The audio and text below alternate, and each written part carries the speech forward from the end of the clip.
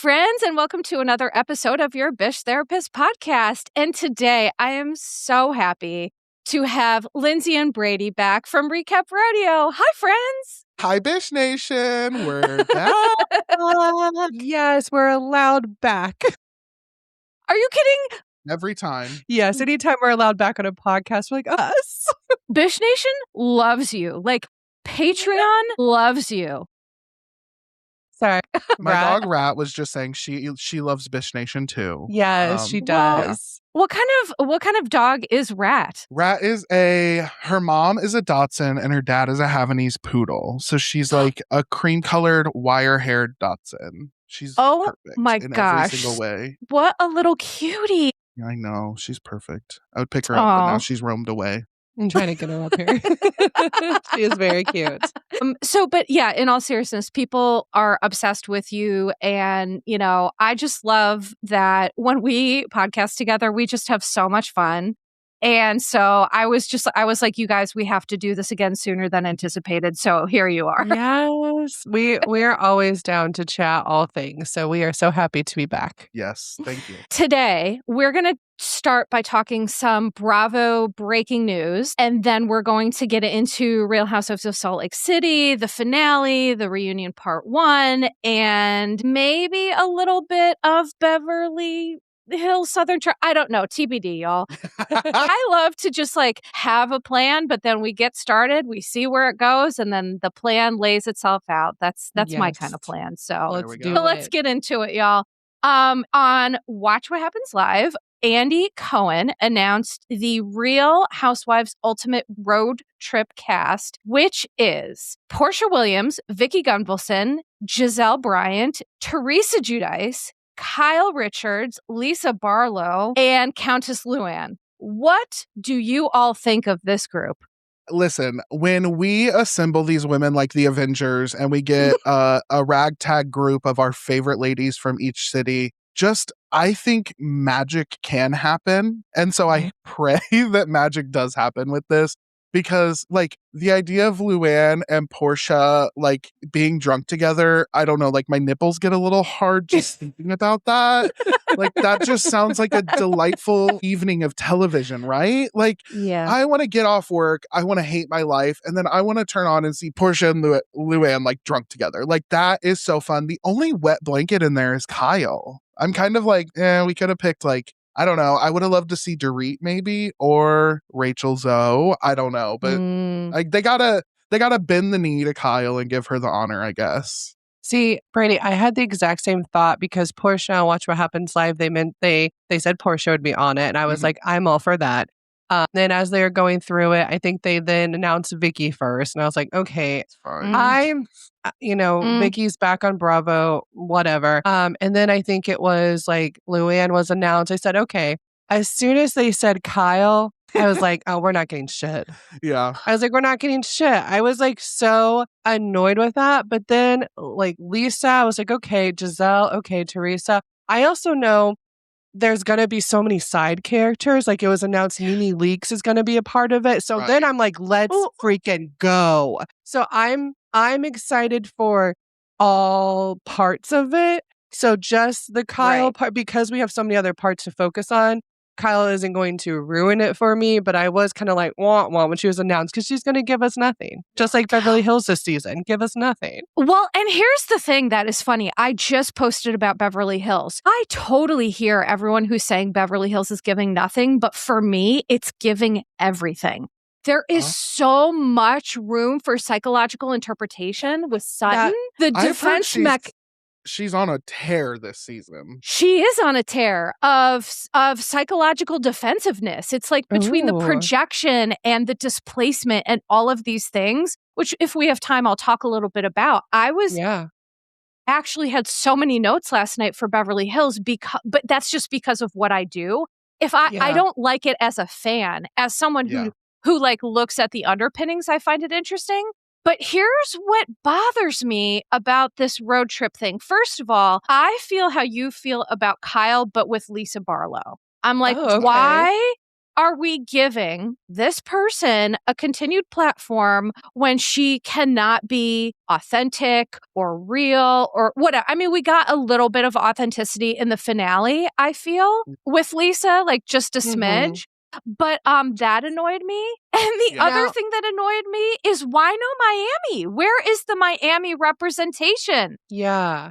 I saw a lot of people call that out. Are Alexia or Marisol? Alexia was on a girls trip with Marisol, and they were kind of duds on it. Gertie? The girls trip that they were on. Now, Gertie, I can get behind. Now you're speaking my language. See? But I feel like they would pick Alexia or Marisol just because they're like the OGs of that cast. The OGs.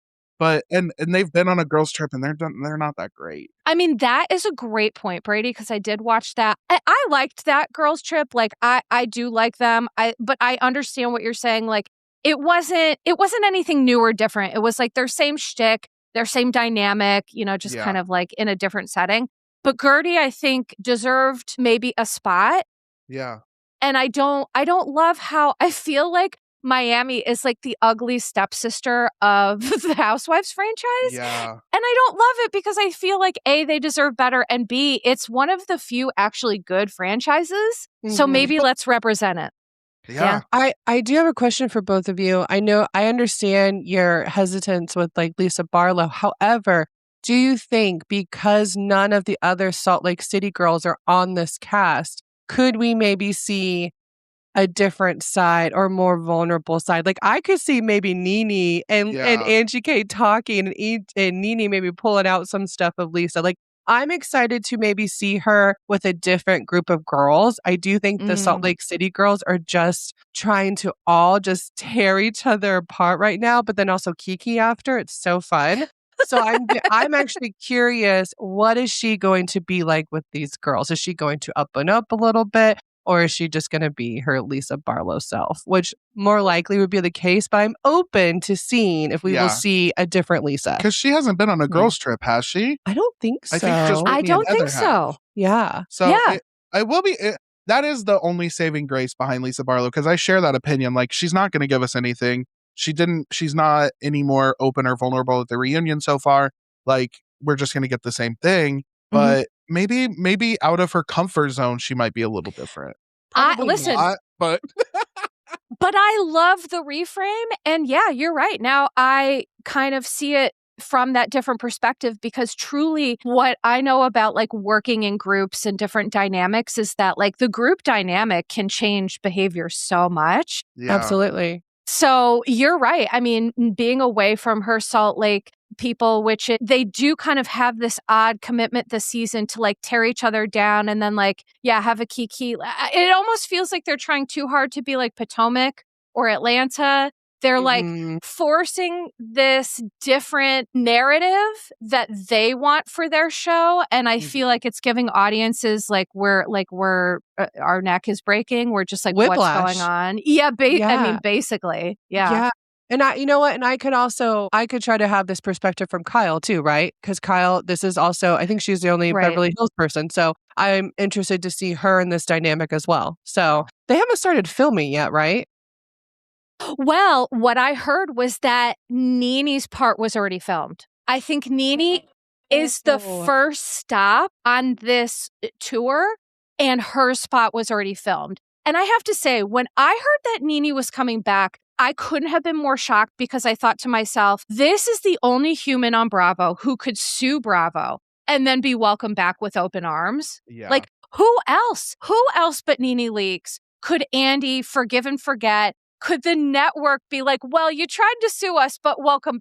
I never thought I'd see the day, but I am excited, because for me, I was thinking about this yesterday, is that the greatest seasons of Housewives to me includes Atlanta, the beginning. Yes. Like, to me, Atlanta season 1 was up there with like Roni, was up there with OC, the original greats. And so I speak in Nene-isms, bloop. Right. I use that bloop all the time. So I'm so interested. I love I need to get you a home. But you're right. Like I will say, like, the Real Housewives franchise itself is built partially on NeNe's back. Absolutely, For sure. 100%. And anyone who says differently is just wrong. For sure. No, you're right. So it is nice that they are giving her this respect. I do wonder what it's going to look like on camera. I'm excited to see her back on my screen, but yeah, I think it's nice that they gave her that respect because they don't do that with a lot of them. A lot of the women. Anyone who sued Bravo, I don't think they do that with anybody. They go to New York and meet up with Bethany. Yeah, well, it's like we're never going to see Bethany. Although I don't think Bethany technically has ever sued Bravo, but she's been a part of like saying shit and also like being with lawyers who they then sue Bravo, you know. Bethany set those bridges and Bethany. Fire. Yeah. Yeah, that's right. I mean, Bethany was just like one of the greatest housewives of all time and just like pulled a Michael Rappaport and just completely was like, hate me, y'all. Hate me. And we're like, okay, what? Please, anyway. I will. Yeah, I'd love to hate Michael Rappaport. No. I know. And for those of you who I haven't even watched Traitors, but I've heard so much about Michael Rappaport being so obnoxious. And like, that's his shtick too. I think I am going to tune in. It's just like too much TV for me. It's so much. So what do you all think of Teresa coming back onto our screens? Lyndsay's eyes, she was just like, I'm always scared, guys. I am terrified to talk about Jersey. Why? It's just one franchise where I have not dove my toes into awe because I think the fandom is like they are so intense about Jersey and the Melissa and the Teresa of it all. So I'm always like terrified to talk about it. Well, then Brady, I will say, share your thoughts. I'm excited to see Teresa back. I mean, she is our OG like dumb delusional lady. Like it creates the most entertaining television, honestly. Like her making a cookbook and not knowing how to cook anything is so funny to me. I think her chaos that she'll bring, kind of her personality, I think will be a welcome addition to the group. I think it'll keep things fun and entertaining. Now, the plus side is Melissa isn't there, so there's not that like annoying toxicity going on. I think Teresa outside of the New Jersey group is actually pretty fun to watch on TV. Yeah. And that's another person, like speaking of the whole like shift of dynamics, Teresa, when she's not with her Jersey crew, she just seems like a lovely person.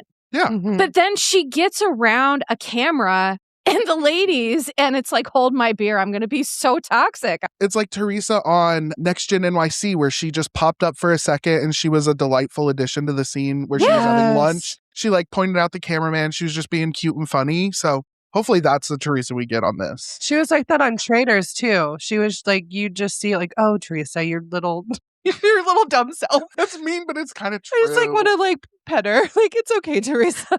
Wait, what's that? Oh, what do they say in this? Bless your heart. Yes, bless your heart. Bless your That's heart. the way my great grandma used to tell me I was dumb. Jesus. Yeah. Well, that's Southern for you're an idiot and I hate you. Bless your heart, which is wild. It's like, that's wild.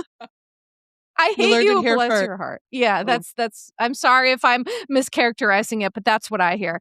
So also what's interesting about the Teresa stuff, and Lyndsay, I totally understand your hesitance because your fear. Because it's legit. Like, I think what ended up happening was Jersey got in too deep with the Bravo fandom and content creators. And then we had pages doing their bidding. And it was like one of those odd things that happened with the franchise where it trickled down, kind of like OC, where they're using too many people in the Bravo sphere that it's not appropriate to use. And then it just like makes the whole fandom very muddy. But what I've seen is that Teresa, Melissa, and Joe have, once cameras went down and they all realized that they're not magic and that they're just humans, they're mere mortals, and they're not famous anymore, it helped them kind of really come back together. And so what I'm interested in seeing is like, where is Teresa at now psychologically? Like, is she in a better space? Is she truly in a better space with them? Is she going to say something snarky about Melissa, or is the change real? That's the kind of stuff that I'm interested in looking at. Yeah. Yeah. I hope like after I'm a New Jersey stan. Like when I was literally like 13, it premiered. I don't know how old I was, but I remember being like a young teenager watching New Jersey like all the time. I love that fucking show. Brady's a baby. So like, I would love for Teresa to come back on this and say nice things about Melissa and genuinely mean it and like see the actual change that you were talking about. Because that would honestly, that would bring me 180 on Teresa, you know, seeing any actual change. I think for me, Jersey was I certainly wasn't 13. I'm pretty sure I was out of grad school, Brady. Thanks for making me feel elderly. No, I think I under-exaggerated, to be honest. He loves but either way, Jersey was like my initial like comfort show. I would watch it over and over. I've seen every episode so many times. I loved the seasons with like Caroline and Jacqueline. Those first like 4 seasons are incredible. So good. Also, I looked it up. I was 15. I'm so young. Brady. Suitable men. I'm so young. We have a The gays lot love of you, Melissa. gays who love me. But shout out, if you're a gay man, hit up Brady and let me know because we want to bring you into the fold. We're trying to get Brady some you need some a companionship. young friend to watch New Jersey with. Your bish therapist hookups. Oh my God. Your bish mashmaker. No, mashmaker works. Saying the title of your podcast gives me like a speech impediment. It's a problem. You and everybody else, so please don't worry about it. But yeah, maybe bish matchmaking, that is hard to say. Maybe that is in the cards. Maybe that could be a lane we go down. Right. Speaking of that, do you do vision boards? I never have. I like the idea of them. Can I say this year, I think I've been the closest I've ever been to actually making one, but I haven't. Oh. But I watched some like one of my people I like to watch her vlog, she made one and I was like, this seems like a delightful activity to do. But then like the idea of actually doing the activity is more hard than the idea of doing the activity. So well, the reason I ask is because Caitlin Marshall was on the show for Besties by Caitlin, and she talked about like she really believes in doing the vision board, and like this year everything that she put on it so far has come to fruition. And I was like, damn, A, good for you, and B, I'm just like, that's really interesting. But Brady, I'm kind of like you, where I'm in what I would call like the contemplation stage of change, where I'm like thinking about it, but I'm not doing it yet. So there hasn't been any action, but it's an interesting concept. So I live in the contemplation stage on basically anything in my life. So you'll find me there with my... Honestly, with how 2026 is going in the world, I'm like, I have no vision. Well, see, I know. But you know, that's why we need our entertainment, right? Because the world is in such a fucking horrifying place that it's like, we need to find a happy medium, in my opinion, between like, we can't totally disengage, but we do have to preserve our peace. And so for me, that's like where holding up this like Real Housewives Ultimate Road Trip is just giving me hope, because I'm like, okay, these are the 7. We're going to see, like Andy said, they're doing like 60 different Bravo Labs, 60 different people. Dang, that's so many. That's a lot. There have to be some big groups in there. That's why. Well, you would think either that, or I'm like, well, is this road trip lasting a year? What is happening? Is this 365 days? Maybe they're going to go, this is just what popped in my head. Maybe they're going to go to Miami as one of the stops and visit with all the Miami houses. Probably. They're filming Miami right now, and then that'll be a crossover episode. And integration. Peacock, call me. Hello. That would be good. Brady, that is Maybe genius. That's what's gonna happen. And I hope that you're right, because I don't, it's like that loving part of me that doesn't want anyone to feel left out, which I know that it's like, not everything is meant for all of us all at the same time, right? I understand that. But at the same time, I love my Miami ladies. Gertie is my absolute favorite. I do wish Bravo, I do think you make a good point, because I mean, I love Luann, but it's like they have her number on speed dial. Like she is on she always is like the representation for New York, because like she's going to come. But I do kind of wish they would try to switch it up a little bit, because I think just to see. Who? Ramona. No, I'm not even saying Ramona. from Roni. I'm saying take okay. Gertie, bring Gertie in from it. Like if you don't bring anyone But from then if they try left somebody New York else. out, Yeah. let's just try something different. I know Luann is Right. always there and she's always going to give us something, but it would be interesting if they like try to be a little different sometimes. But is there anyone from a past New Jersey cast that hasn't burnt their bridges or has a negative with Roni or New Jersey? Roni from old Roni? Maybe Carol. Oh, well, yeah, she's now back. Well, her and Andy are good But they now, were right? fighting. See, it's like every old Roni person has got Ramona's. Yeah. Like, we're not putting Ramona's, her back on. no. Sonia. Alex was on the girls' trip that we'll never see. Alex, yes. The Which girls trip we'll never see. I was swear to God, thinking just about. release it. Give it to me. I'm so mad at Brandi Glanville I'm like, you wasted everyone's time, resources, whatever. It just makes me so mad what happened. But like, no, you're right. In terms of Roni, there's not a lot of like other people. Like if you're going to go with an OG, I guess. Yeah. So, and here's the thing. Speaking of OGs, let's pivot to Karen. Not only is coming back for reunion part 1 of Potomac, but she was given first chair. What do you all think of that? I mean, I think it's just because we saw in the preview for Potomac. I think I'm guessing the last episode will be like that one-on-one we kind of saw a preview of with Andy talking to Karen. Here's the thing. I'm interested to see what Karen has to say because, you know, she did do her time. I'm very curious what language she's going to use now. Is she going to take some accountability? Is she going to be more honest about her alcohol? I'm very curious. So I'm not surprised with her being at the reunion and getting first chair just because I think a conversation needs to happen. I'm curious how she will talk with the other women because I'm sure the other women will bring up stuff. I am just like, the best word I can use is curious because are we going to see a different Karen? Because Karen is someone who she's very, very, very lucky that she did not kill herself or someone else. So now you have the time to actually make that change because you're not going to get it again. Like you're just not going to. I agree. And to me, when it comes to life and death situations, which addiction is and driving intoxicated is, I agree with you. I have no tolerance for any sort of like trying to escape accountability or wiggle room. So Lyndsay,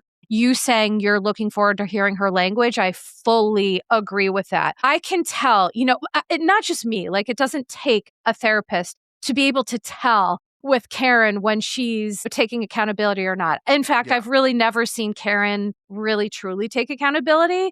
So for me, I am happy to cheer someone on in recovery that's taking ownership.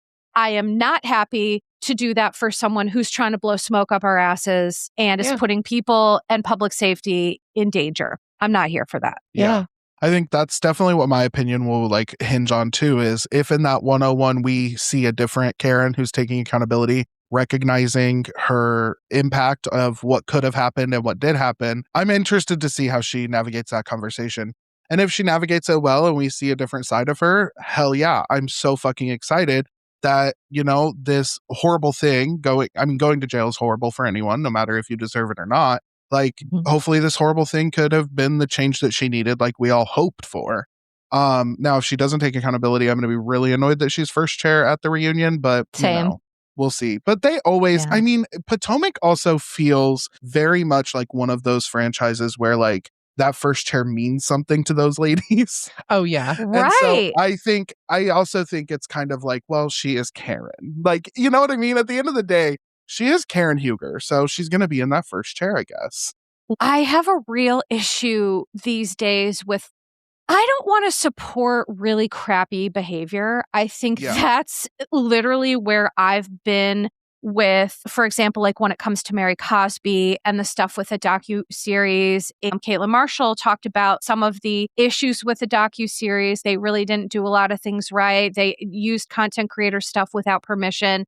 And that gave me a whole other perspective on it. But I think at the end of the day, for me, it's just about like, I don't want to be supporting someone with any of my time, energy, resources, whatever, that is hurting other people or doing really underhanded things.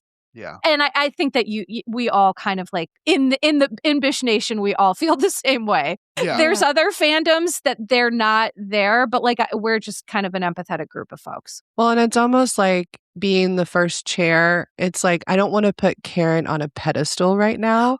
I want to be able. So it's almost like, man, I wish we could humble Karen a little bit. Put her, put her in the middle, put her somewhere, and then, check in. So that would have been really interesting to see.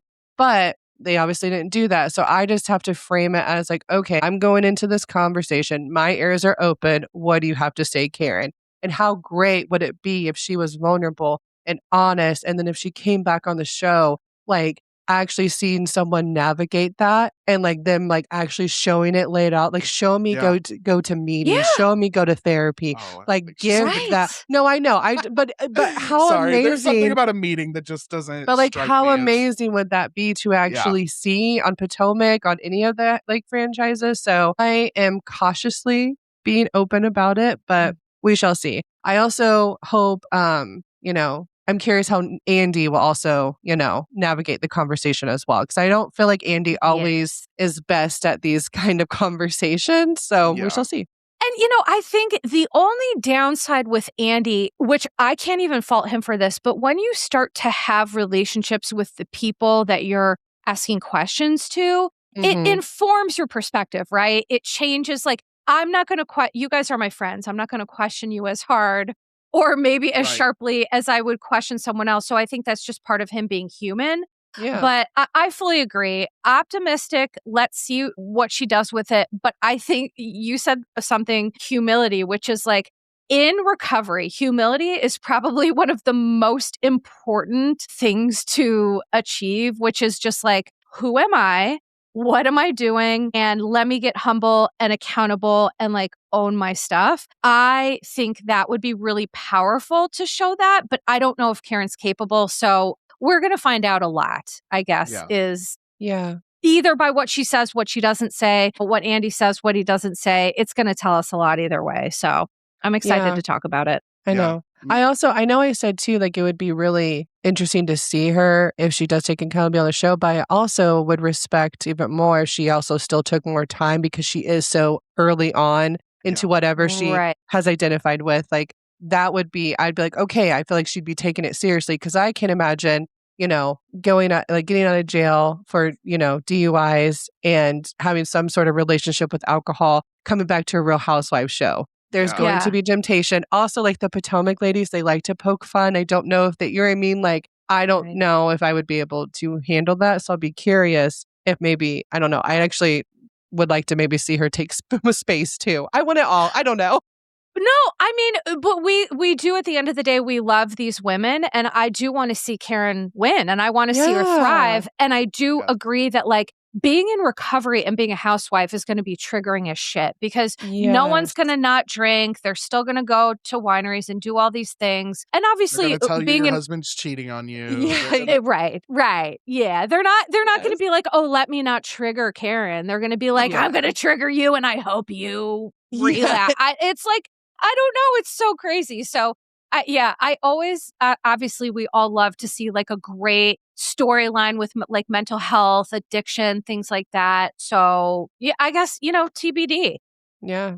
But the one thing I wanted to bring up quickly too before we get to the meat and potatoes of what we're talking about, which is Salt Lake City, is Brady brought up the Bravo Docket, did a really wonderful podcast. Now, I will say, Lyndsay and I, we have not listened to it yet. I am planning on it. However, Brady, could you give just your perspective, what you heard? Because you were saying some things before we started recording that was really interesting to me. Yeah, definitely. So, I mean, when I was listening to this podcast, I was like, oh, this is perfect for Melissa and Lyndsay because like it created so much empathy in me for Britani that, I already had some empathy for her, but then also saw how she navigates things and was kind of like, well, sometimes you ask for it too. But this has shown me how, like, so basically what happened was she's getting divorced from her ex-husband, who I think was the man she married after the father of her kids. And in this relationship, he was extremely controlling. He slowly pushed her out of all finances. So he used a lot of tactics to get her, what's the word for it when you're like making someone alone? Isolate? Oh, Yes, thank you. isolation. He was his goal, I think, was isolation for her and complete control over her. There were like rules that he had. She like had to work out every day. She had to dress this way. She had to wear her hair a certain way. Mhm. Anytime she got her hair or nails done, she needed to run any changes by him. Very much controlling. There was a whiteboard in their house where he would write down her like when she broke the rules and what she did.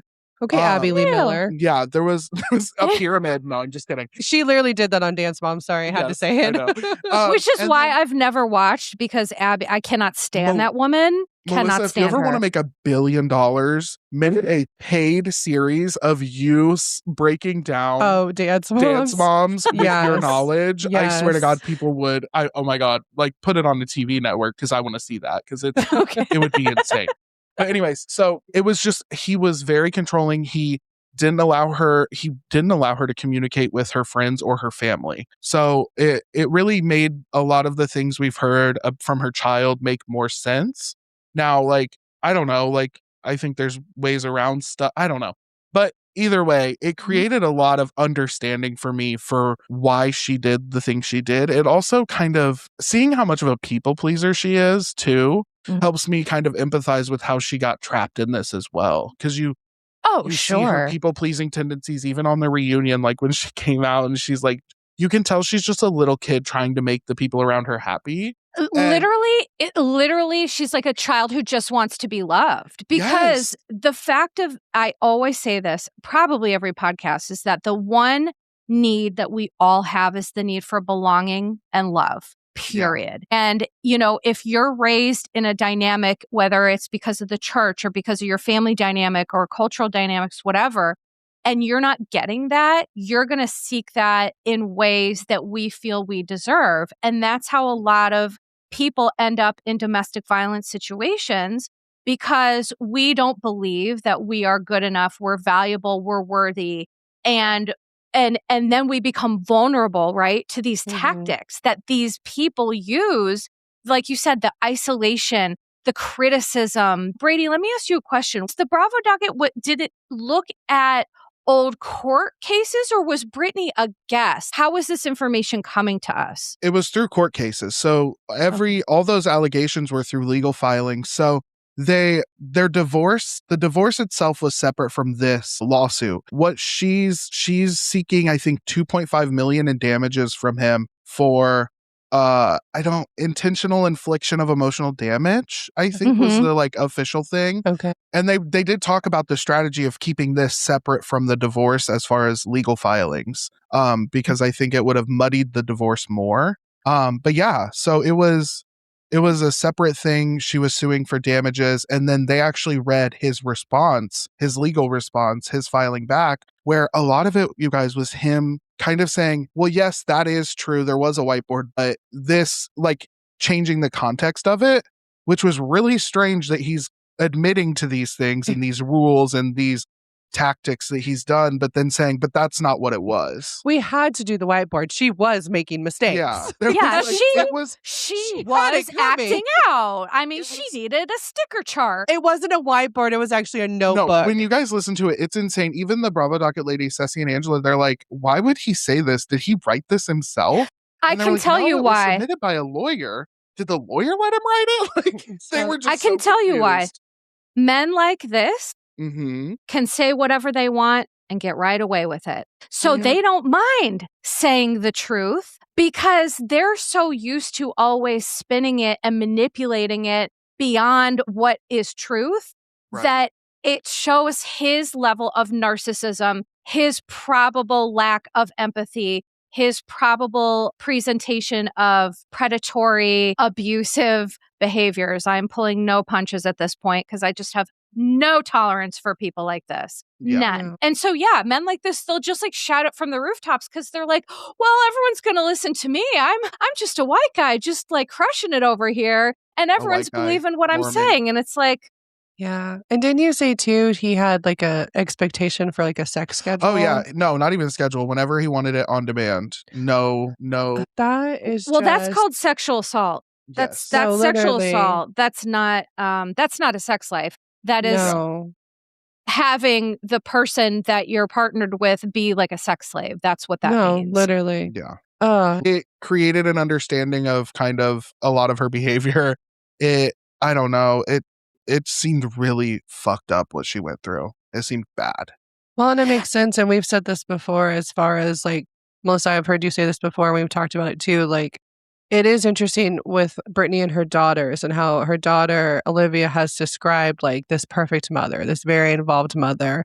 And then something switched. And it seems to be like that, you know, when she got remarried, she was in this relationship. Sounds like he very much tried to isolate her. And I think he had kids on like his like coming into the marriage. So I think Britani has 5 kids. Okay. I think something. So I think he very much tried to isolate her and also just like be just a part of his family and not really try to integrate everyone. And so these are the kind of like family dynamics that I'm just like, when I worked in the mental health field, I'm fascinated by, because you have all these components of like, I have empathy for Britani, but then I also have empathy for the daughter, right? Because she was a kid in this choice. She had no choice. So she just sees her mom, who while she can understand, okay, my mom, and I've had this before, like, okay, my mom was in this cycle of abuse. However, I wasn't protected and my mom changed and I didn't get my mom. And I think Britani is also still navigating of like, yeah, but this person did this to me. It's his fault. 100%. I get that. But you also have to balance of like, my kid is coming to me and they're hurt by my actions. How can I navigate, like, not, you know, in this moment, it doesn't help me just putting the blame on him for her. Yeah. So, I think that's so well said, Lyndsay, because the toughest part sometimes about being a survivor is having to come to terms with how what we've done to survive, how that's hurt people we love. Yes. And that is a very hard space to be. I feel for Britani. I feel for her daughters. I feel for, you know, everyone in the situation, because domestic abusers, let me be clear, they know exactly what they're doing. It's like they play out of like the piece of shit handbook. Yeah. And I appreciate, Brady, you sharing that. And this is something that I'm going to listen myself and I'm going to talk about it too. But I just thought your insights were too good to not, you know, talk a little bit about at least. Because one thing I wrote was, with Britani and her like emotional support bear, I was like, that thing needs to be locked up with the Annabelle doll because I think it's possessed. It does. It is. You know what? You guys bring and it. People were so mad at me. I was like, I'm sorry, but that's funny. It kept going too. Funny. I was like, did they put a whole hard drive in this bear? He's talking for 30 seconds. It's like, I love you. No matter what happens on the show, no matter what you say, no matter, like, there were so many like, I don't know. Jared was actually wild. In the bear. He's just at the reunion. He's possessed it like the Chucky doll. You guys, you brought up such a good point about Britani too, because I know we talk about people pleasing with her. And I do see that what's even more interesting though with her, she's people pleasing, but also she will switch and try to poke at people. Yeah. I think that's because she's trying to see, will you still love me? I'm going to poke a little. I'm going to say this. Will they still love me? And as someone who may have used to do that, I get it. Well, the saying is, we spot it, we got it, right? We recognize things that we do ourselves. Yeah, and just like she is, we talked about this on Recap Rodeo, she pesters a lot. And it's like, I think she's trying to like kind of test limits a little bit. And I don't think she realizes that she like does that. And so I don't know, she's an interesting one for sure. And I also think that's a really astute observation. I agree with that. And in addition, what I would say is she does have this very provocative part of her where it's like Angie. She turns sour real fast. Oh, they're like Sour Patch Kids, Sour right? Patch Kids, sweet or sour, and then they'll chop your head right off. But with Britani also, I think part of it is that when I have had the honor of treating women leaving domestic abuse relationships, one thing that will start to happen is once you find your voice, you really want to use it, but then sometimes it can be used in ways that like don't serve you. You know, in a way, I think that's almost Britani's way of taking control back and saying, well, like, you hurt me. And so now in response to being hurt, this is what I'm going to do, because she doesn't know how to manage that effectively and still communicate, which like, fair enough. That's just part of being human going through this process. And I hope for her sake and her children's sake, most importantly, she finds her way. But let's talk about, first of all, the finale of Salt Lake City, that play. I was like, whoever did this, whoever had the idea, created it, enacted it, wrote it, all of these people, to me, it was absolute chef's kiss.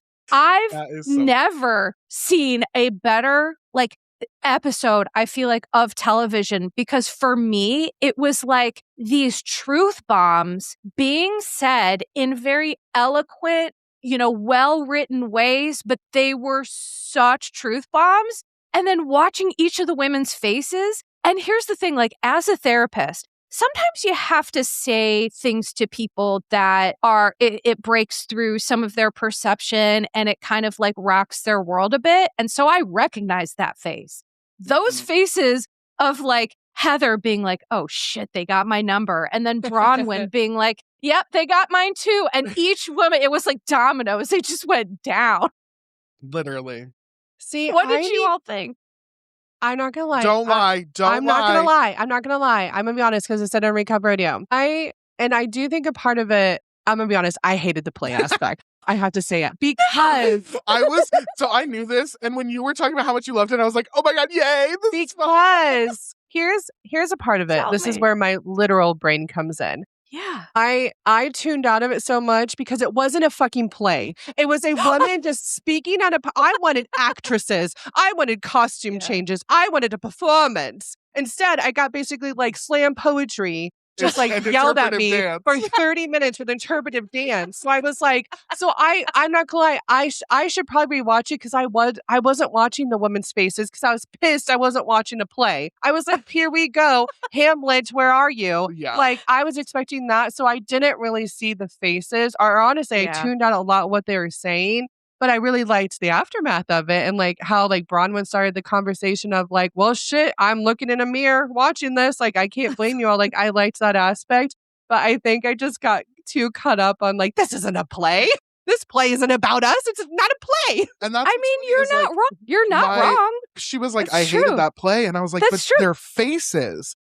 Watching them receive it was incredible. I need to rewatch it. It was so good. But the play itself, I do get what you mean. I wish it was a play and not a speech and interpretive dance. Slam poetry. That's really well. Yeah, it was really funny. It was a mishmash of slam poetry versus and a clinical assessment. I'm like, yes. Am I in an intake right now? Interesting. What? This isn't a play. I came to see Kinky Boots. Okay? I didn't fucking come to see an intake form, okay? It was an intake. You're right. You're so right. Which again is why I loved it, but also I can completely see how that would not have been entertaining. Yeah, for sure. Yes. I see your side too, for sure. So funny. Yeah, I do. I will say though, by the time this play is happening, I also though, as a watcher of the show, was done with Grease. I'm done with these fights. We've been fighting about the same thing for 3 episodes. It's the same thing over and over and over again. So I do get being exhausted by it at that point. Yeah. But Bronwyn did a great job starting that conversation. And then I think it just really crumbled after Bronwyn spoke. Well, do you know why that is? Because Heather. Everyone was acting crazy. I don't even know. Here's my interpretation. I saw Meredith and people were going back and forth about, was it authentic? Wasn't it? And here's the thing with Meredith. I think she doesn't know how to be authentic. Mm-hmm. And so for me, she was trying, right? What I saw in my lens was someone who was trying to get there. And then Heather Gay was like, well, this isn't good enough. And I'm just going to start yelling and bringing up a fight. And it's what I witnessed is all of the women were given time and space to have their feelings and to process them. But when it came to Meredith, they did jump down her throat. And I was like, y'all are reinforcing these beliefs that she has, that everyone is against her, that people are going to jump on her. I think for me, it took what could have been a beautiful moment and dynamic, and it just poured water all over it. You know, that's such a good perspective because, and I'm thinking about it because I'm not going to lie, sometimes when Meredith starts speaking, I'm like, oh God, here we go. But to have literally hammered Heather Gay, no light behind her eyes at Grease, like she was on one to like kind of take this moment and be like, that's not enough. When really this could have been a great moment for maybe a hinge, like a little bit of vulnerability for Meredith, like let her speak, because you can't in that moment, if you give someone the floor, you can't be like, that's not how you should say it. No, it should be this way. If they're actually talking, give a little bit, listen, and then kind of see where can we go with this conversation nicely. Maybe like as she presents it, be like, Meredith, tell me more about that. Like, tell me more about, you have to be very like careful with your words, which I know she's a lawyer. I mean, like, tell me more about that. And also like Meredith, it seems like you've had a really rough year. Like, you know what I mean? Like talk about that a little bit more. Me being Meredith's therapist right now. I'm like, none of the women would do this. Like literally none of the women, the dream. Like Heather Gay is not going to be like, tell me about how your life's going. She's going to be like, Seth cheats on you. Like, They kind of allowed Lisa to do that though. Like they Lisa, did. they gave her a moment to be vulnerable. They let her be vulnerable, and they didn't jump down her throat and make her admit more than she wanted to in that moment. They didn't want more from her. They had no expectations, and so she was allowed to have that moment. I totally agree with you guys. It would have been such a better scene. Meredith says, I have to be very careful with our words, and one of them reassured her. Well, Meredith, even if you misspeak, like, we are here to understand you and be your friends. So even if you do use your words wrong, like, it doesn't matter. So use whatever words you can. Like, keep telling us how you're feeling. Like, I don't know. They could have reassured her. They could have asked more calm questions. But you have Heather Gay. It was wild. Why do you think they were so open to letting Lisa do that and not Meredith? Because they also have issues with Lisa. I do have a theory. They want the Meredith payoff. It has been the Meredith season, so possibly. My thought is that Lisa did something immediately to draw the women into feeling empathy for her, which was she immediately started to cry. And I think Meredith gave them more of that same more careful with my words. You know what I mean? Yeah. And so I think that it triggered like Heather and some of the other ladies who are just like hell bent on, I think they're self-producing. And I mean, all housewives, I think at this point do, but like Heather directed this episode. Yeah. Literally. But here's what's interesting. Because I don't think you guys didn't watch Beverly Hills last night, did you? Mm-mm. Okay, so one of the things that happened is that Sutton at dinner, she was starting to cry and get upset about like the whole stuff with Avi because the women aren't letting it go and she clearly doesn't want to talk about it. And she got real angry and real defensive. But Erica Jane stepped in and she said, hold on, Sutton, let's like, I forget exactly what she said, but she was like, listen, you don't have to defend yourself. We're here for you. Like Erica came in with such empathy, which was wild because that's usually not her. Where did you learn that? We literally saw her take lessons. Oh, yeah, we literally. Did. With her therapist, where she was like, could you understand how they feel? And she's like, I've never thought of that. Those lessons are working. They are working. But it was such an exercise to me in what happens when you treat someone's emotions with empathy, care, and consideration, because it allowed Sutton to open up and to say, you know what, you're right. I've been harsh. I've been this. I've been that. And it just led to a completely different outcome. Now, Sutton still got real mad at Kyle and naturally Amanda. She definitely yelled at them and she got real sassy. But I think that's, I have my thoughts on that. We won't go into it too much, especially, since you guys didn't watch, we don't need to talk that to death. But we abstained.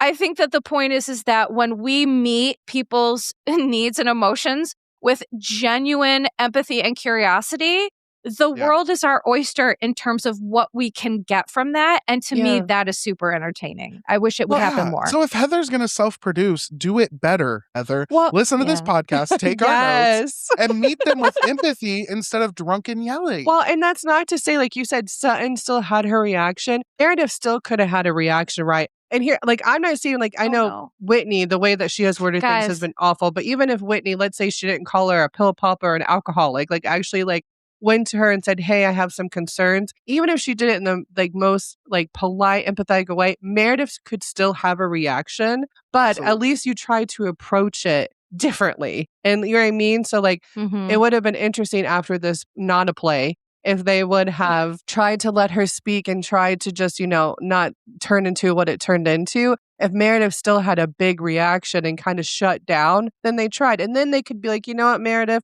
we've tried. You just shut down. Where do we go from here? What do you want? Well, and it was frustrating because after she did shut down, she got up and left. And then Mary starts talking to the ladies like, we all see there's a problem. We all see what's going on here. And I was like, okay, well, tell you guys need to tell Meredith that you're all worried about her in a way that isn't you guys also yelling at her. So I was happy when she walked back and Mary just said it to her. Because, they haven't. Because it was like, finally, someone just said it. That's actually a good point because they haven't really, we saw Bronwyn and Whitney and Mary have a lunch and they kind of really talked about what's going on with Meredith, these highs and these lows and how they're worried about her. They have not really said that to Meredith in a way of here's what I'm seeing. I know they bring up the plane and Meredith denies it, and it is hard when you just have someone deny it, but it would have been interesting because I kind of am getting lost now.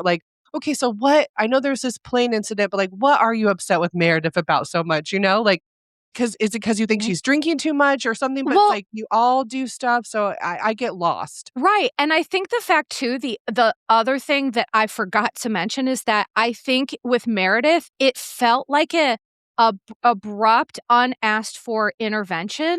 Yeah. No one, as someone who's worked in addiction and recovery, participated in interventions, nobody likes that. No one likes that.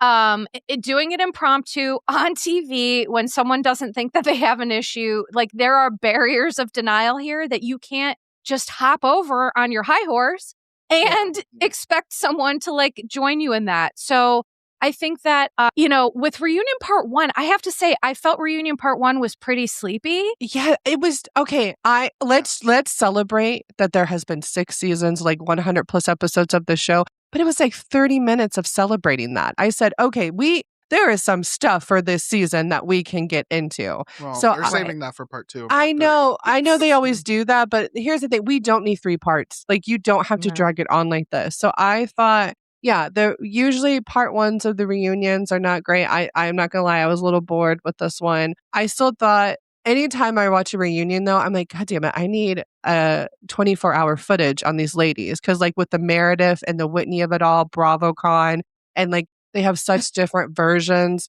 of what happened. Meredith is you came up to me and apologized and said you want to be friends and you took everything back that you said. And Whitney's that's not what happened. Or I'm I feel there's somewhere in between, right? I don't think Whitney took back everything she said, but I do also think with the Housewives, and this kind of what happens when you have multiple seasons of a Housewives show, and that's why sometimes the first couple seasons are so good, but I do kind of think some of them get into what's said on camera. I don't mean off camera. I do think that kind of stuff happens, but I don't think Meredith or Whitney are telling the entire truth on both sides when it comes to this alleged Bravo conversation. Well, I don't think either of them are reliable narrators. Meredith to me is not a reliable narrator because the one thing I wrote in my notes is here's one thing I can tell you for sure. So Meredith's entire storyline this season has been these misunderstandings. That's her entire storyline. Yeah. And when you have something like that continues to crop up for you, you are a huge part of the problem. I mean, listen, humans, we are all part of our own problem, just as being human beings, right? We get in our own way, we do dumb shit. So there's a part of that that's just being human. But I feel that for them in particular, for Meredith, it's she wants to blame everybody else instead of looking at what her role in all of this is. And until we do that, nothing is going to change. So for me with Meredith, it's you either need to engage or disengage, but pick a fucking lane and then choose one because this is your job. This is a job. Yeah. So, I guess we're going to see, where it leaves off is that, Angie reveals, with her silly scroll that Lisa's the one behind whatever. Did they even specifically say what this trolling that happened to Angie has been? Not this episode. I think they will. I'm next. are we I don't know why I should be horny for this because I don't even know what trolling was done. I will say with this reunion though, I did love Lisa does not know how to go against Bronwyn. Bronwyn kept her cool. Bronwyn was not going to let Lisa get anything. And as soon as Lisa started talking, Bronwyn came with her own side and was like, no, this is what was happening. And I love that because Lisa does not know how to handle her. And I'm not saying Bronwyn is always right. And I'm not saying Bronwyn doesn't do shit. Bronwyn's the first one to say that she does do shit, which I love. And so I love that too. I loved watching them because they showed footage of Lisa talking shit about Todd at BravoCon, which I don't care. Honestly, let's all talk shit. But the way that Lisa presents it as, that, it shouldn't hurt Bronwyn. When people, the person that took that video came out and said, just so everyone knows, Lisa was talking about that all on her own. No one asked her about that. She took the moment to say all that. I was dying at that interaction when she then she's like, I said you never talk about my family. And she goes, oh, is that why you said Todd was fat and had a small dick? I was just... I was yes, Bronwyn, thank you. Later in the episode, they're talking about Lisa's work she's had done. And she gives a non-answer that I don't think is true at all. But whatever, I love her truth for her.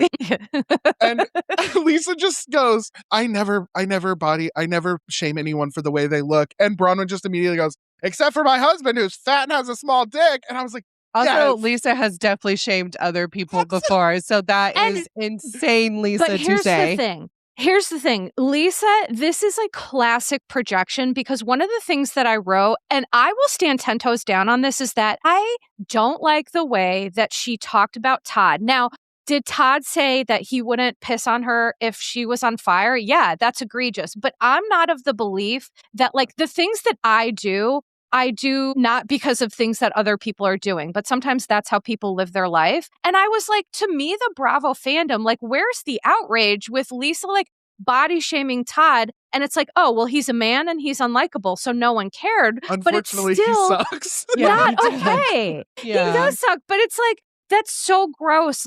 To me, it makes Lisa look bad. You're just gonna pander to these fans talking about Todd's dick. It's have some decorum and respect, not only for him, but for yourself. But my theory is that Lisa, she talks about people like that because that's how she talks about herself. If this is what she's willing to say about Todd. I hate that.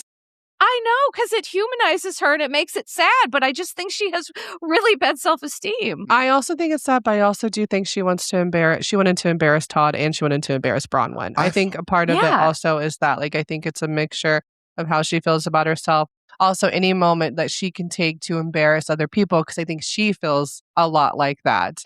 Right. I even know for me, sometimes I can be my worst self if I feel embarrassed. Embarrassed is almost that shame feeling. It's a real big feeling. I'm a terrorist. And so being able to know, but I've been able to recognize that, and I have to do the damn work, which is so annoying. I just want to be a cunt all the time. But because that's easier and it's funner. By the way, it is. It's so much fun. I have to do the work. And so Lisa has definitely not recognized that. So, and I thought it was I was yelling at my TV when they try to say that her and Meredith don't tag team together. Y'all have been a tag team this whole season. I'm not saying Heather doesn't have her own, but not you trying to sit on my damn couch and say, we don't tag team. You guys are whispering this whole reunion. At one point, Meredith said, did she bring, I was confused. She was like, did they say this? Or do I need to bring this up? Yeah. They were actively scheming and then being and then Meredith was like, well, I can't have a thought or a feeling. And it's I hate when she does that. The martyrdom to me is so insane. I guess I can't speak. Right. And it's that is where she loses me. And that's where I don't want Lisa on my screen. Because as Judge Judy would say, don't pee on my leg and tell me it's raining. You're literally sitting here scheming and then trying to gaslight everyone and be no, we're not. And I'm just I have no time for this. My time is valuable and you're wasting it. And I don't like it. Can I take us back for a second? Because I Yes. remembered something that absolutely was the read of a century was when they were talking about the Todd and her at BravoCon saying, body shaming him. Bronwyn said, how sad that like at this place where people are surrounding you with love, you have to like attack other people. Boom. Damn, Bronwyn. Boom. Yeah, again, You Lisa does not know how to handle so her. good at this. No, She's so she is. Bronwyn Also, could hearing get in your Bronwyn head. uncensored, I love when she Oh. cusses. It's great. Mhm. She cusses really well. She uses it appropriately. She does. It's so funny, Brady, you bring that up because Bronwyn's like her very metered tone and staying reasonable and rational and using logic. It makes Lisa, her brain explode, and it is hilarious to watch. It shuts down. It's literally like, I am rebooting. Don't know where to go. I would like to also shit on Lisa again for something else. What the fuck was up with that picture of her with Ben Affleck from 10 years ago? What? Do you expect me to believe you were actually at an event with Ben and Blake and you have no recent photos of you with Ben or Blake? Guys, don't piss on my leg and tell me it's raining because that's such bullshit. I know if she was in the vicinity of Blake or Ben in this current day, there would be photos. Do not lie. Duh. It's so obnoxious. And it's so annoying that Andy looked at the photos and goes, that kind of seems long ago. And then we just let it go. It's like hold their feet to the fire a little bit more. You know, that's the thing. I feel as we get more into his friendships with these housewives and the longer they're OGs, the less he holds their feet to the fire. Yes. And it's really bad. Here's the thing. I like Andy. I know people have a lot of different feelings about him. I think he's created something really great. I find him funny. You know, I appreciate his contribution, but at a point, I just think he's a little bit impaired and it leads us to not get some of the stuff that we want to get. And speaking of that, I'm interested to see, we do get a preview of Andy asking Mary about the allegations based on the new docuseries. And I'm wondering how hard, or is it just like, will he have just said, well, what do you think about this? And then let it go. I mean, I think that's it. Because we saw that a lot this episode where he would ask a question, they would give kind of a bullshit answer, and then he'd just move on to the next one. Well, and I do have to say it is a hard thing to navigate because you also can't push too much because you do want these women on the show. That's so it true. is like, it is really easy for me to sit on my couch and be like, he should have asked this. He should have did this. I would have asked about this. However, it is a hard thing to navigate because you don't want to push too much. And then Lisa Barlow, you know what I mean? Like leaves the stage or doesn't come back because they want her on the show. So I get that. But I also do think he could push more. And it's also, yes, but you can't get blood from a stone. And I think sometimes Andy, he'll give up too easily, like in the face of Elisa. Whereas Bronwyn, no, she's clocked in, honey. She's like, no, we're not letting her get away with this. And so I almost wish like there was Bronwyn's level of attentiveness to things and approach to things coming from that Andy Cohen piece. But like you said, I mean, we can't have it all. And it's easy to be an armchair quarterback on Monday morning. So I do wonder what it would look like, because the way you were talking about navigating that Grease conversation and like just the way your mindset is as a mental health professional, like it would be interesting if they had, okay, maybe I'm just trying to figure out how the production can manipulate the women, but like, what if there was someone who could kind of guide Andy on how to push further in a way that would open them up? You know what I mean? It would be nice if they. I could do that. Like put you behind the cameras with it. Put me in, coach. I'm fucking ready, dude. You would. If I was in charge of that, we would get every last ounce of these women's souls. Because there's a way to get the information. It's just tough to navigate, especially for a character like Andy. So if he had a support person in his ear, that would be incredible. Well, and then he could try, and if the women shut it down, fine, you tried. Because even, you know what I mean? Like, there could be a point where, you know, again, test the water, see where it goes. And then if you're getting nowhere, okay, let's go back to something let Melissa else. come up with a new game plan on how to approach it. And then he can approach it later and we can edit it all together. Peacock, fucking hire me. God damn. We have all these ideas. So many ideas. So many ideas. And, you know, it's funny that you bring that up because as the podcast is coming to a close here, one of the things that, maybe I'll end on is that, Lyndsay, you just mentioned, kind of asking a question and then looking at body language and noticing what's going on and using your skills. Well, that's something that Nick Viall and Natalie Joy most certainly didn't do with Austen Kroll. And I've talked about this on my Instagram. I've talked about it on the pod. But basically, for those who don't know what's happening, is that at this point, weeks ago, they asked Austen a series of the most odd and inappropriate questions that led me to ask, are you a robot or are you just terrible at this? And so what we're seeing currently is that Nick and Natalie are completely ignoring the backlash. They've had absolutely nothing to say, nothing, didn't even address it or acknowledge it. And so, I just wanted to see your thoughts about that. I have lots of thoughts. First of all, anytime I have a space to shit on Nick Viall, I fucking will. So here we go.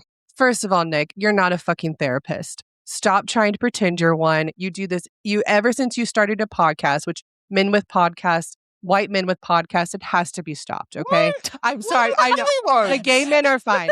I'm so sorry. Nick Viall, you have to stop. Or be gay. Or be gay. Or be gay. Secondly, this podcast, y'all, if you listen to it, the interview was kind of fine. This question that Natalie came about with his sister came out of nowhere. They were talking about reality TV and production and how that goes and Austen navigating that. Cut to Natalie being like, so I just found out that your sister had the most traumatic death and you were there and your family? What cliff was it? I heard your sister fell off a cliff. Yeah, out of nowhere, this shift. And I was just and Austen is notably uncomfortable. He was like, oh, wow, this took a turn. He was shaking his leg because guess what? On Southern Charm, he was able to tell his story on his own terms in a safe environment. I'm sorry, but if you wanted to ask these questions, it should have been talked about beforehand of Yes. Austen, are there any topics you don't want to talk about? They did not do that. Hey, we just found this out about, your family history. Do you mind if we talk about it? Yes. You get consent for things like that. And she asked if this is uncomfortable, let me know. But in that moment, you're already trapped in the space. He's not going to say that. Lastly, and here's the thing. I'm sorry, Lyndsay. She said, you don't have to answer this, but, and then she asked a question. Yes. That's not language that says you don't have to answer this. I'm sorry. Please continue. No, you're fine. My last statement is we are all humans and we make mistakes. And sometimes, especially if you're a podcast, sometimes you say things wrong. Sometimes it is these moments which Nick fucking Viall, you preach on your podcast. People need to take accountabilities. Oh, I watch these Bravo shows. He doesn't watch these shows. He does not watch them. He knows nothing. And he's all about other people speaking and taking accountability. I'm sorry, you're silent. Why don't you have a moment where oh man, I as a human, I really messed up. I should not have taken the conversation there. Austen, I'm so sorry if I made you uncomfortable. No, instead they're ignoring it because they're garbage humans. And I don't like to say that, but you are, because in a moment, apologize. I have said shit before where I'm oh, I shouldn't have said that, or I didn't mean it that way. Apologize. But no, you don't think you're in the wrong. And so it may not seem like a big deal, but in these moments, if you're a podcaster, it is actually more huge and vulnerable to just fess up to your mistakes. But you actually have to have empathy and actually have to do that. And those motherfuckers don't have empathy. There's not an empathetic goddamn bone in his body or Natalie's body. Thank you so much. Wow, Lyndsay. Oh, claps. Now that was the play we should have seen at the end of. I gave you theater. I gave you theater. In all seriousness, though, I understand why you're so upset. And I personally feel the same way, because what I don't like, and what you've adeptly pointed out, is that Nick fancies himself a therapist, but then he doesn't have the behaviors. Well, A, he's not a therapist, but then he also doesn't have the behaviors to back anything up. So basically, everything he preaches is incongruent with what he's doing. For you to have this huge platform, which, by the way, Nick was given a platform. He didn't earn it. He didn't work for it. He was given a platform. And he also his platform has also blown up so much because of the Bravo fandom that you're now shitting on. by doing, you know what I mean? Like he blew up during the scandal of it all because like his podcast and people coming on his podcast and him having all these takes about Scandival. And so then for him to, he gets Bravo people all the time, but it's so annoying with like what he does with these interviews. I'm not saying he's never had a great interview. Like there are some interviews that I think Bronwyn was on that was a pretty good one. Like I'm not saying that, but like yeah, but she does all the work. That's true. The work. That's why in these moments, just an own to your mistakes. That's all. But they're going to ignore it, and that to me, where I'm just like, okay, but you blew up, Nick, because of the Bravo fandoms. For you now to just like shit on it, which the Bravo fandom's not perfect, like trust me. But for you to now like just shit on it and not say anything at all. I just think it speaks so much about our character, what we do when we make a mistake. Yes. That's it. Yeah. And I think like for me is that people came to my Instagram and they were like, cancel them. And I was like, well, I don't think we need to cancel anybody. I think let's give them the opportunity for growth and to take accountability. And the woman, she goes, that's a very reasonable response. You must be a therapist or something. And so wow. Like, I don't feel the need to cancel people. But for me at the same time right now, the lack of acknowledgement, any lack of accountability, that tells me where I'm going to put my time in the future. And it's not going to be with that podcast. In any way, stopped recapping. Form. Oh yeah, I've stopped recapping his podcast like a while ago. And then this like, and obviously y'all, if you still want to listen to his podcast, that's fine. Like, and people still are going to. And that's the thing is they're not apologizing. Because they can just move on and they're still going to get listeners, which, again, do what you will. I just think like this could have been a really interesting moment and look, I don't like to own up to my mistakes. It's not fun sometimes. You know what I mean? Like it's hard. It's never fun to be like, I was an asshole. I fucked up. That's never fun. Yeah. But we need to do it for our character and our betterment and our own development. And when I went on my rant earlier, I was talking about like they don't have empathy. I actually had to think like, there is empathy in them somewhere. So it would have been really, awesome to see Natalie say like, because I don't even think it was any like bad intent. I almost think Natalie just kind of like, when you're watching these shows at home, you might have this thought of like, oh my gosh, like what happened? Like, what are what are the details? But when you have that person in front of you, that is a real human. I think she got like, that was taken away and she thought she was just like, chilling on her couch, just like saying like whatever, all she could say.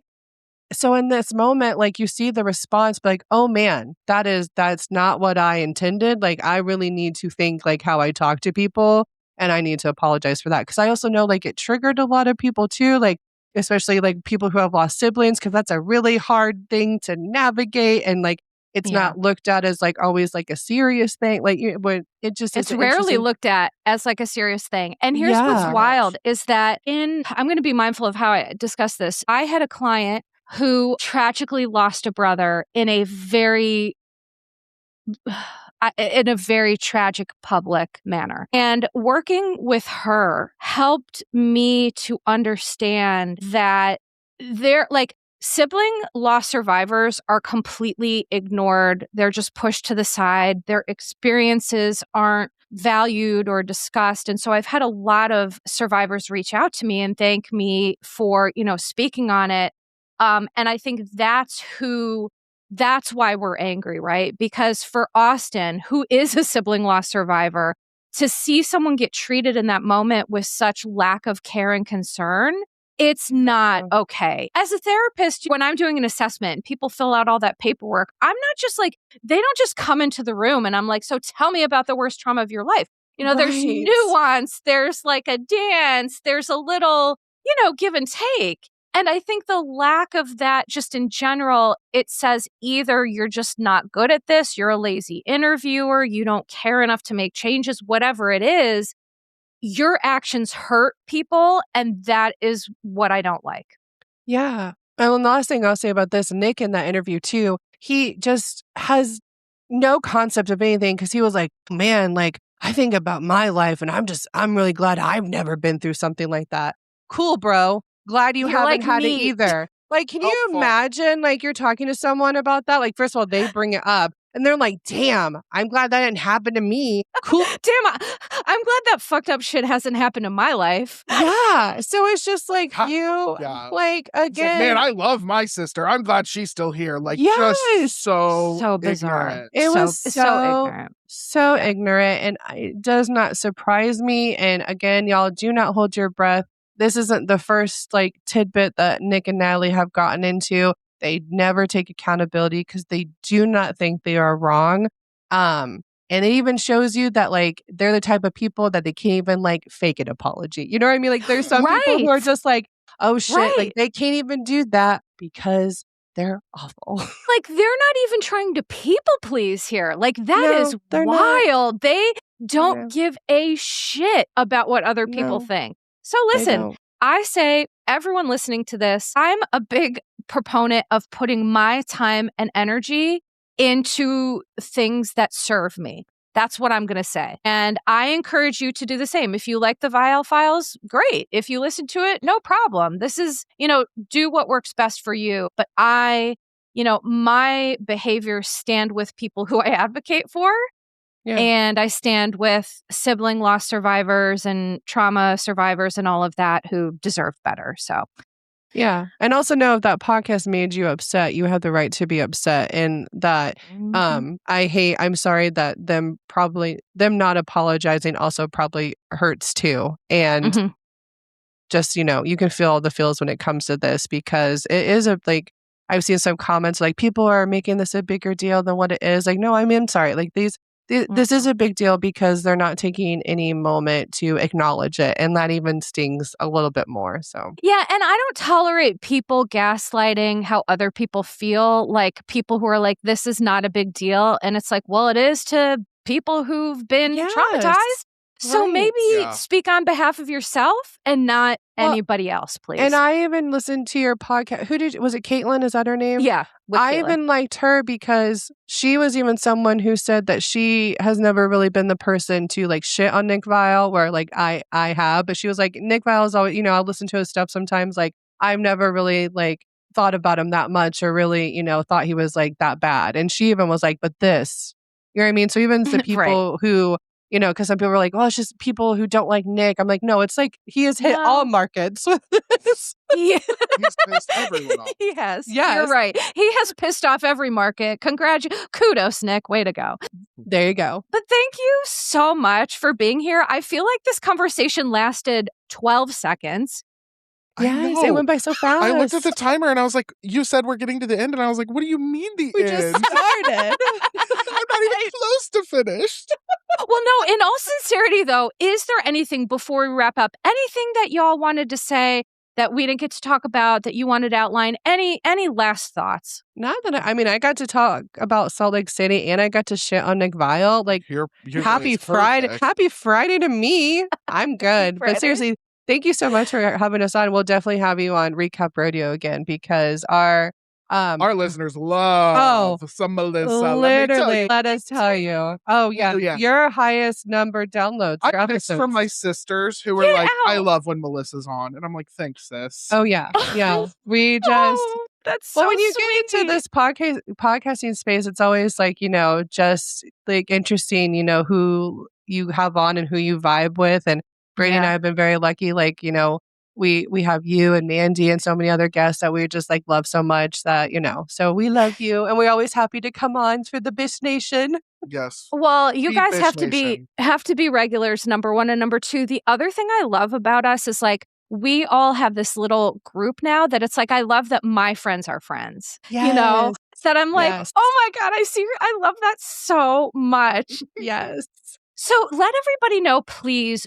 First of all, Recap Rodeo is so good. The show is so funny. It's amazing. So tell everybody, A, what you're covering right now, and B, where they can find you. Okay, people, Bish Nation, we are currently covering, Salt Lake City Until It Ends, Vanderpump Rules, RuPaul's Drag Race for my gays and gay lovers out there.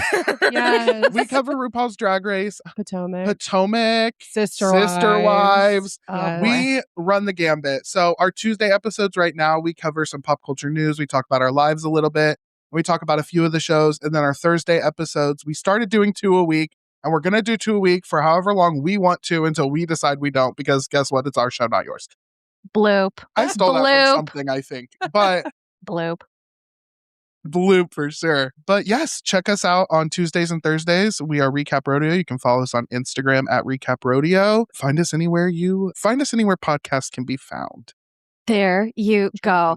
Please definitely give them a follow, give them a support, because I'm so sick of like shitty people having the hugest platforms and all the support. Yeah, let's we give need all of Nick Viall's good listeners. people. Yeah, come over to us. Come to the dark side. We're apologizing all the time for the shit that we say. That's the other thing I was thinking about during that Nick Viall conversation is like the way we finish a podcast. And Lyndsay is just the most caring human in the world. She thinks about every single thing that was said and makes sure that like nothing terrible is in there, because I can say some things sometimes. So like I don't know. It's just wild that they don't even have that care. But yeah, we're a caring podcast. We are. We all like, I'll overthink 100 million times. I'm like, well, I said that, should I not have, or whatever. And so, I almost wish that I had that not giving a shit. Same. So you need a Brady. Yeah. I wish I had the gumption sometimes to just not overthink. Like, I do think you have to find that balance, because I can sometimes I need Brady to be like, Lyndsay, no one in their mind would like take it that way. Good Lord.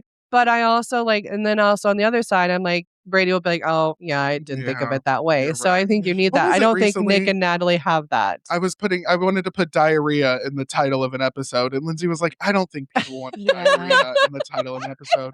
They don't. Really? They don't. She's right. Yes. What was it? No perfect nips, no diarrhea is what I wanted the episode to be called. Yeah. Find out why we did say that in the episode. But yeah, it is a quote from the episode.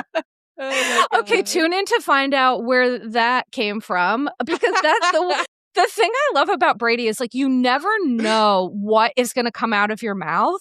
No. But and it's always so funny. But like it's just an adventure that we all love. And I think Lyndsay might have said that one. I mean, Lyndsay I hope so. I do. Lyndsay comes in with the most insane things sometimes, and I'm just like, God, I love you, friend. I also you will like giggle when you say yours. Mine, I'll just say it, and then like we both realize like how insane it is. Or like when I actually, if you get me talking about like plays that aren't a play or Nick Viall, you're going to see a different side of me. Like that. Clearly. But yeah.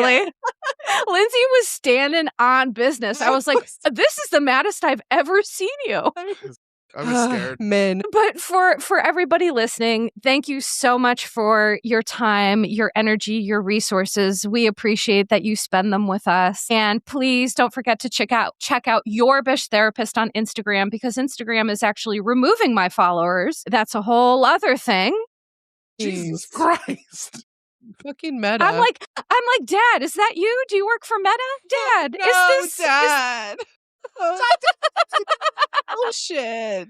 But anyway, so please, if you could go over and give me a follow, I'd appreciate that. And, again, 2026 is here and trolls are out. So please, if you could give a 5-star review, would greatly appreciate it. Thank you all for listening. We love you all so much. Love to you and yours. Ta-ta for now. Bye. Disclaimer. Posts are not intended to diagnose, treat, or provide medical advice. Your Bish Therapist is for entertainment and informational purposes only. The podcast, my opinions, and posts are my own and not associated with past or present employers, any organizations, Bravo TV, Greyheart Productions, or any other television network.